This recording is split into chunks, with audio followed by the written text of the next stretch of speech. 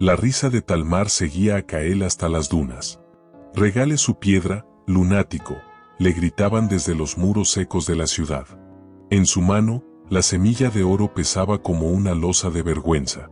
El anciano Aljar se la había entregado con una solemnidad que ahora, bajo el sol despiadado, parecía una cruel burla. «Plántala en el corazón del desierto», le había susurrado el viejo con su último aliento. «Riégala cada día, sin falta. No importa lo que veas o lo que digan». Kael clavó la vista en el objeto dorado. No era lisa, sino rugosa, con vetas que atrapaban la luz de un modo extraño. No parecía metal. Tampoco parecía nada vivo.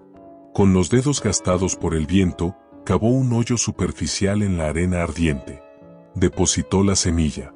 Vertió la mitad de su cantimplora, agua que le había costado 4 horas de camino cargar desde el pozo lejano. La arena absorbió el líquido en un instante, ávida e indiferente. Una pregunta quemaba más que el sol. ¿Estaba honrando una promesa o enterrando su propia cordura? Al regresar al anochecer, exhausto, las burlas habían cesado. La gente de Talmar ya ni lo miraba. Ese silencio era peor. En su choza, mientras el frío del desierto se colaba por las grietas, Kael apretó la cantimplora vacía contra su pecho. La promesa a Aljar era lo único que le quedaba. Pero esa noche, por primera vez, soñó que la semilla era solo una piedra pintada, y que su vida se evaporaba como agua en la arena. La rutina se volvió su ley. Antes del amanecer, Kael emprendía la caminata hacia la hondonada árida que había elegido. Cargaba 2 pesadas vasijas de agua, una en cada mano, balanceándose sobre la arena inestable. Las palmas de sus manos se llenaron de callos duros como cuero, sus hombros se encorvaron bajo el peso constante. La piel se le curtió y agrietó, haciendo de su rostro juvenil un mapa de surcos prematuros. A veces, al llegar, encontraba huellas de animales o de algún transeúnte burlón alrededor del pequeño montículo de arena que marcaba el lugar. Nunca pasaba nada. No había brote, ni señal, ni cambio. Solo arena que bebía su ofrenda diaria. El símbolo de su locura era invisible para todos menos para él. Pero en las noches de luna llena, juraría haber visto un tenue brillo pulseando bajo la superficie, un latido dorado apenas perceptible. Era esa chispa de misterio la que le impedía abandonar. Un día, al regresar, encontró la puerta de su choza marcada con una mano pintada de rojo, la señal de la plaga. El corazón se le heló. La enfermedad respiratoria había llegado a Talmar, silbando en los pulmones de los enfermos como el viento entre las rocas. La gente, en su desesperación, empezó a mirar su trajín diario con otro sentimiento que no era burla, era rabia. «Mira al que desperdicia el agua curando piedras», murmuraban, mientras nuestros hijos se ahogan en su propio aliento. Kael se detuvo frente a su puerta manchada, las vasijas vacías colgando de sus brazos entumecidos. La culpa, aguda y punzante, se mezcló con la duda. ¿Estaba regando una piedra mientras Talmar moría? La plaga se extendió como un manto oscuro. Los silbidos de la enfermedad llenaban el aire caliente, un coro macabro que reemplazó al rumor del mercado. Kael siguió yendo al desierto. Ahora, sin embargo, lo hacía en la oscuridad total, para evitar las miradas cargadas de odio. El agua se había vuelto más escasa y preciosa que nunca, cada gota que llevaba al yermo era una gota que no aliviaba una garganta enferma. Una mañana, encontró el montículo de arena pisoteado. Alguien había intentado desenterrar la semilla. Con manos temblorosas, Kael excavó con cuidado hasta encontrarla intacta, su dorado opaco bajo una capa de polvo. Al tocarla, sintió una vibración cálida, o quizá fue su imaginación alimentada por la fatiga. La enterró de nuevo, más hondo esta vez, y regó la tierra con lágrimas de frustración silenciosa. ¿Por qué?, le susurró a la nada. ¿Qué sentido tiene esto? Esa noche, la fiebre lo alcanzó. Un escalofrío violento recorrió su cuerpo, seguido de un calor abrasador. Tosió y sintió el familiar silbido en su propio pecho. La plaga lo tenía. Tirado en el suelo de tierra de su choza, sudando y tiritando, supo que al día siguiente no tendría fuerzas para el viaje. 30 años de rutina se quebrarían. La promesa moriría con él. Justo antes de perder el conocimiento, una imagen nítida invadió su mente, no la de la semilla, sino la del rostro sereno de Aljar. La fe más pura, le había dicho el anciano, es regar el suelo seco aunque no veas la semilla. Kael cerró los ojos, derrotado. Al día siguiente, por primera vez en una década, el sol salió sobre un montículo de arena sin regar. Pasaron 3 días. Kael despertó débil, consumido por la fiebre, pero vivo. Algo lo había salvado de lo peor de la plaga. Arrastrándose, salió de la choza. El sol lo golpeó como un puño. Lo primero que vio fue a una mujer, Selene, la tejedora, dejando un cuenco con agua y unas hierbas amargas a su puerta. Su mirada ya no era de odio, sino de una pena profunda. Todos pensamos que habías muerto, murmuró. Tu planta. Deberías ir a ver. La palabra planta resonó en la mente neblinosa de Kael. Con un esfuerzo sobrehumano, tomó un poco de agua y empezó a caminar hacia el desierto. Cada paso era una agonía, su respiración un fuelle roto. Cuando llegó a la hondonada, se detuvo, creyendo que la fiebre le jugaba una última broma cruel. Del montículo de arena, ahora agrietado y seco, emergía un tallo delgado y resistente como alambre. No era verde, sino de un color bronce oscuro. En su extremo, una única hoja, pequeña y con forma de lágrima, brillaba con un destello metálico bajo el sol. No era el dorado brillante de la semilla, sino algo orgánico, vivo. Kael cayó de rodillas frente a ella, sin poder contener un sollozo seco, áspero. No era una piedra. Nunca lo había sido. Tocó la hoja con la yema de un dedo calloso. Era fresca y tersa. 30 años de sacrificio silencioso habían dado, por fin, un signo de vida. Pero la emoción fue rápidamente ahogada por una realidad abrumadora. Él estaba muriendo, Talmar estaba muriendo, y esa frágil hoja de bronce no podría salvarlos a ninguno. La noticia de la planta metálica corrió por Talmar como un reguero de pólvora. La curiosidad venció al miedo y al resentimiento. Un pequeño grupo siguió a Kael al día siguiente, manteniendo una distancia cautelosa. Vieron al hombre demacrado arrodillarse ante el tallo bronceado, vertiendo su ración diaria de agua con una devoción que ahora parecía profética, no demente. La planta había crecido. Ahora tenía 3 hojas, y un capullo cerrado, oblongo y del color del oro viejo, colgaba de su extremo. Un murmullo de asombro recorrió al grupo. Kael ni siquiera los miró. Su mundo se había reducido a ese ser extraño y a la lucha por respirar. La plaga hacía estragos en sus pulmones, cada inspiración era una victoria pírrica. Selene fue la primera en acercarse. Kael, dijo suavemente. La ciudad se está quedando sin agua en los pozos. La enfermedad no cede. Él asintió, sin apartar los ojos del capullo. Lo sabía. El sacrificio de su vida parecía haber dado fruto solo para convertirse en un amargo monumento a la esperanza tardía. Esa noche, una tormenta de arena azotó la región. Kael, atrapado en su choza, tosió sangre en un trapo. Soñó con el capullo abriéndose, liberando no una flor, sino un polvo dorado que el viento llevaba hasta Talmar, calmando la tos de los niños. Despertó con el amanecer, el silbido en su pecho más fuerte que nunca.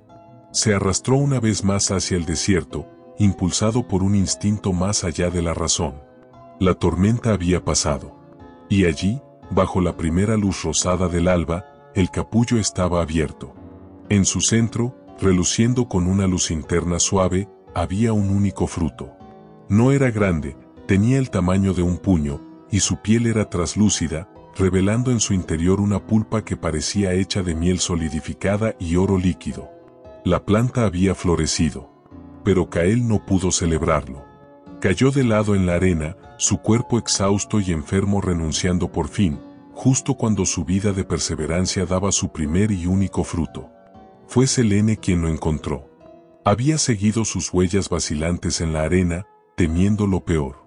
Y allí estaba Kael, tendido como un trapo roto al lado de la planta milagrosa. Pero su grito de alarma se congeló en sus labios al ver el fruto. Brillaba con una luz propia, suave y cálida, como un pedazo de sol atrapado en la tierra.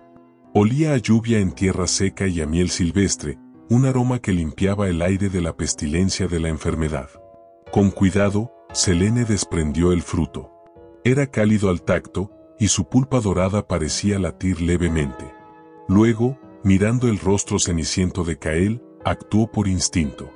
Apretó suavemente la cáscara traslúcida y una gota de ese néctar áureo cayó sobre los labios agrietados del hombre.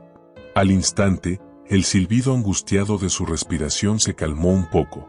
No fue una cura instantánea, sino un suspiro de alivio, como si un peso enorme se hubiera levantado de su pecho. Selene corrió de regreso a Talmar, el fruto escondido en su túnica. No lo mostró a la multitud. Fue directo a la casa de los enfermos, donde su propio hijo pequeño, Lior, luchaba por cada bocanada de aire. Con el corazón en un puño, dejó caer una sola gota del néctar en la boca abierta del niño. La transformación fue lenta, pero real. El color regresó a los labios azulados de Lior. Su respiración, aunque débil, perdió el silbido de la muerte. La planta no era una cura mágica, pero era una tregua, una esperanza tangible. Esa noche, por primera vez en semanas, no se escuchó ningún nuevo ataque de tos en la casa de los enfermos. Selene miró el fruto, ahora con una pequeña mella, y luego en dirección al desierto. Cael seguía allí, solo.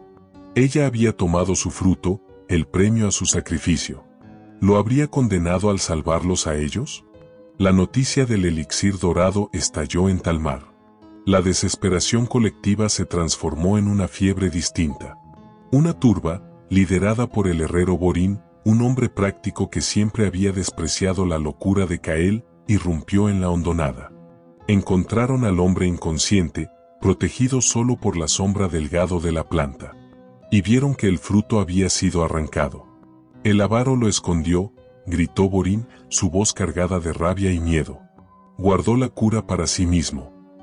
Revolvieron la arena alrededor de Cael, buscando un tesoro que no existía. En su furia, uno de ellos pateó la planta de bronce, doblándola peligrosamente. Un sonido metálico y quejumbroso surgió de sus tallos.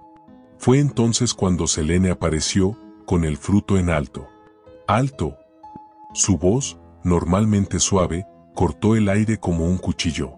Él no escondió nada. Yo lo tomé. Y con esto, mostró la pequeña mella en el fruto, he calmado la plaga en 10 niños. No es una cura, es un respiro. Pero viene de su perseverancia, no de nuestra fuerza. La turba se detuvo, confundida. Borín miró a Cael, pálido y moribundo, y luego a la planta dañada, fuente de esa única esperanza. La vergüenza, aguda y colectiva, empezó a extenderse.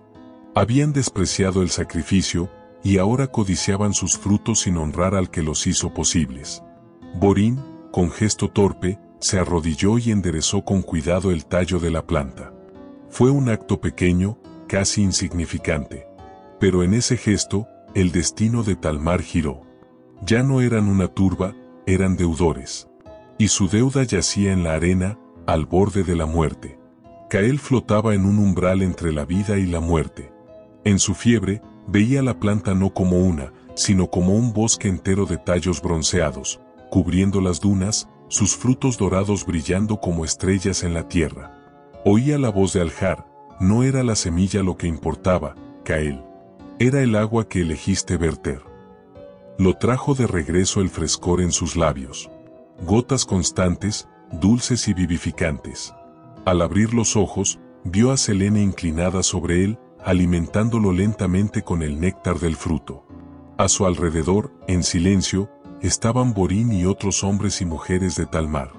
Habían levantado un refugio con lonas para protegerlo del sol. Una guardia rotaba para traer agua del pozo más lejano, no para la ciudad, sino para él y para regar la planta.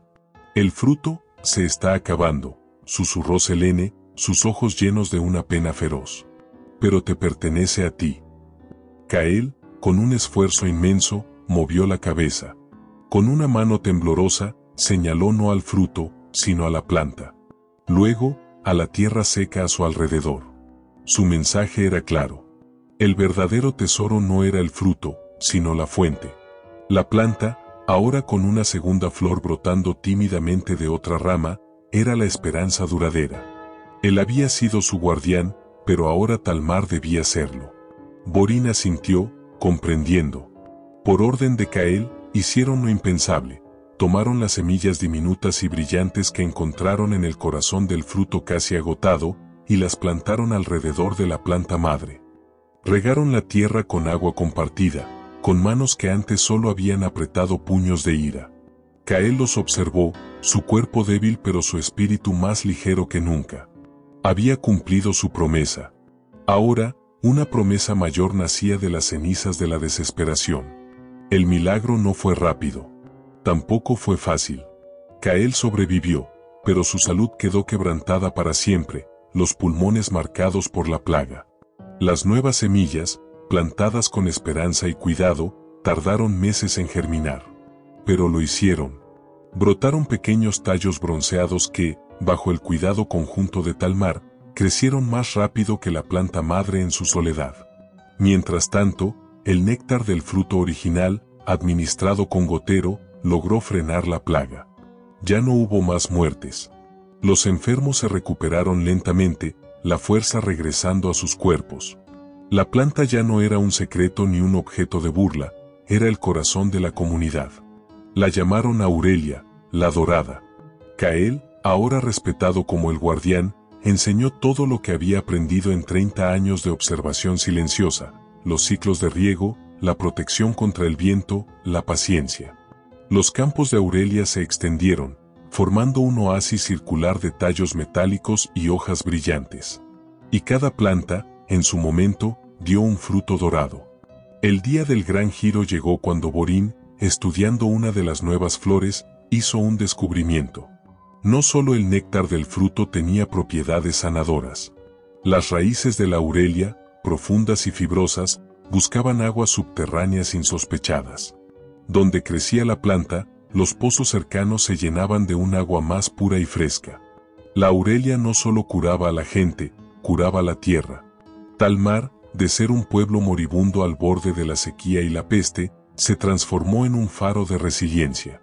Y en el centro de ese renacer, quieto y observador, estaba Cael, cuyo sacrificio silencioso había sido la semilla de todo. 30 años después de que Cael plantara la semilla dorada, el desierto alrededor de Talmar era irreconocible. Un imperio verde y dorado se extendía donde antes solo había arena implacable. Los campos de Aurelias, ahora cultivados con sabiduría, sostenían una agricultura próspera. Su néctar, destilado en remedios, se comerciaba con caravanas lejanas, llevando la fama de Talmar, ahora llamada Aurelia, la ciudad dorada. Cael, de cabello blanco como la arena lunar y caminar lento, subía cada tarde a la colina que dominaba el oasis.